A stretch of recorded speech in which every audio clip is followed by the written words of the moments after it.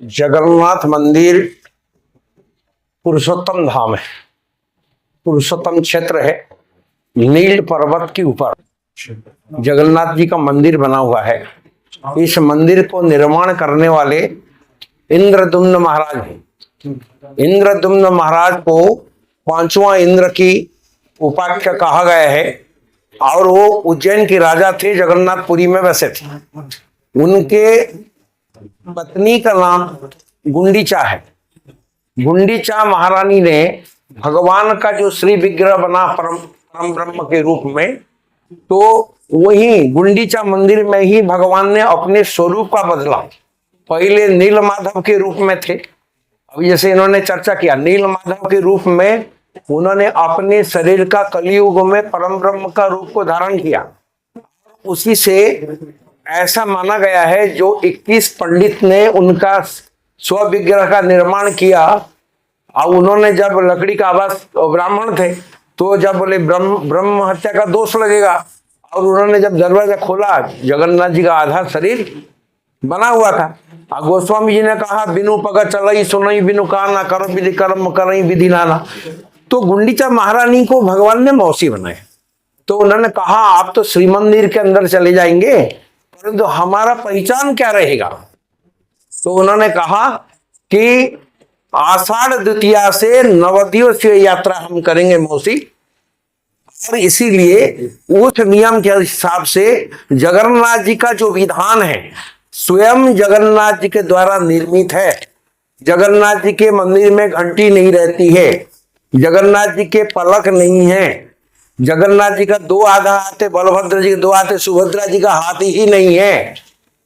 तो इसीलिए जो सोता है तो उसके लिए घंटी की आवश्यकता है, इसीलिए जगन्नाथ जी का मंदिर में घंटी नहीं है। तो जगन्नाथ जी का जो संस्कृति है वो विश्व कल्चर है। ये जो रथ है, रथ जागृति का प्रतीक है। आप देखेंगे कि हम लोग अगर समाज में जागृति लाना होता है तो रथ का अर्थ ये है, रथ शरीर है, उसमें जो विग्रह है वो जगन्नाथ महाप्रभु आत्म तत्व के रूप में, तो इसीलिए वो रथी है।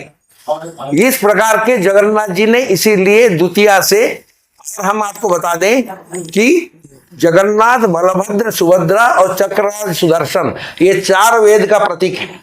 ऋग्वेद, यजुर्वेद, सामवेद, अथर्ववेद, ऐसा भी जगन्नाथपुरी ऋग्वेद का पीठ है। हमारा शंकराचार्य जी के पीठ भी चारों जो है उसमें से एक है, और धाम में भी एक है।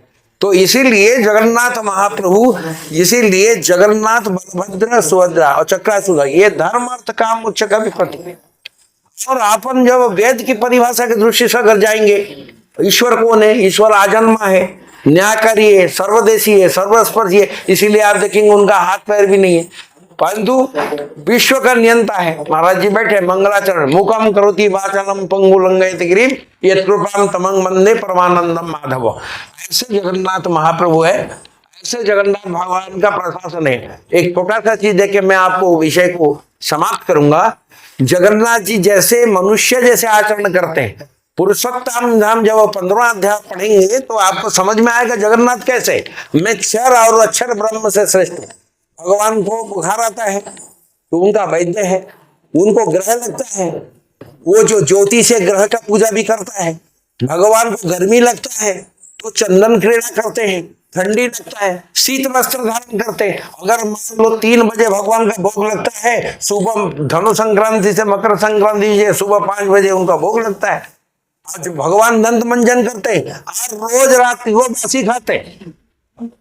365 दिन उनको बासी का प्रसाद लगता है। ये साथ बहुत और एक चीज विशेष बात देखे, मैं विशेषकर जो प्रशासक है उनको एक संदेश देना चाहता हूँ। ये क्या है, भगवान का 4 द्वार है और 4 बॉडीगार्ड है। एक हनुमान जी है, एक गरुड़ जी है, एक गरुड़ जी है, एक काल भैरव जी है, एक सुदर्शन चक्र है। परंतु आप देखिए परिपाटी, हमारा जनरली व्यवस्था में क्या होता है, जब मालिक खा लेता है तब उसका सेवक खाता है। परंतु जगन्नाथ मंदिर में परिपाटी में जब हनुमान जी का पट बंद हो जाएगा, सुदर्शन जी का बंद हो जाएगा, गरुड़ जो विश्राम करेंगे, तब जगन्नाथ जी को भोग लगता है।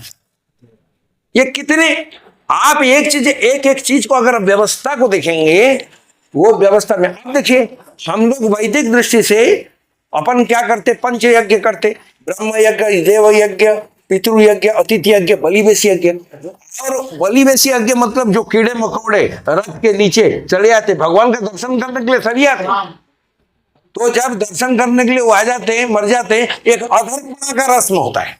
आप देखेंगे जब भगवान का प्रत्यागमन होगा गुंडीचा मंदिर से, अब देखिए, अब मान लो पत्नी के नियंत्रण में पति रहना चाहिए। महालक्ष्मी जगदम्बा के पास रोती है कि प्रभु कहाँ चले गए, बिना बताए बोली पति को नियंत्रण में रखना पड़ता है। मोहिनी चूर्ण देते हैं, भगवान से वार्तालाप करता है, भगवान का बुद्धि में परिवर्तन होता है, रथ करवट लेता है, उसके बाद प्रत्यागमन यात्रा शुरू होता है। जब प्रत्यागमन यात्रा करके भगवान आ जाते हैं, उसमें एक सोने का श्रृंगार एकादशी को होता है, अधरपणा होता है। वो अधरपणा जो प्रसाद लगता है पंचामृत का, पूरा जमीन पर डाल दिया जाता है। वो उन लोगों के लिए जो बाह्य शक्तियां हैं, जो तंत्र शक्तियां हैं, जो भगवान के साथ आते, उनके पास और इसीलिए ये जो चीज परिपाटी है, ये जगन्नाथ जी जो देखिए, भक्त जब भगवान को जाता है वो सामान्य व्यक्ति, जब भगवान भक्ति पास है, सबरी के घर में भगवान आए बिना बुलाए और उसमें अहिल्या का उद्धार किया, इस प्रकार का तो भगवान स्वयं दर्शन देने के लिए। और ये कहा दिया है स्कंद पुराण में कि जब मंदिर में जगन्नाथ होते हैं, जब रथ में होते हैं, वो पतितपावन होते हैं। पतितों को इसीलिए रहता है, जो पतितपावन को दर्शन करता है रथ के ऊपर, पुनर्जन्म न विद्यते, उसका पुनर्जन्म होता है। बस इतना ही आज के कम।